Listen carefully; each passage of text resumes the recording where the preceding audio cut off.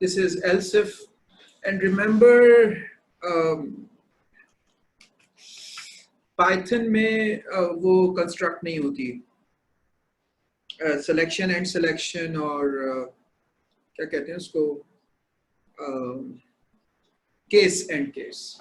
So case and case is not present. It is not available in Python. तो हमें यहाँ पर if का ही use करना पड़ता है बेटे, ठीक है. So हमारे पास इस indentation का आपको ख्याल रखना है, और अगर आप else भी लगाना चाहते हैं तो else में भी आपको indentation use करनी पड़ेगी. Else is necessary.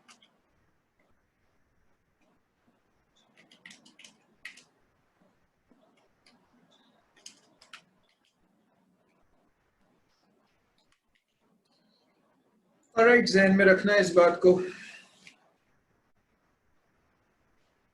So this is equal to, this is greater than else, and else if.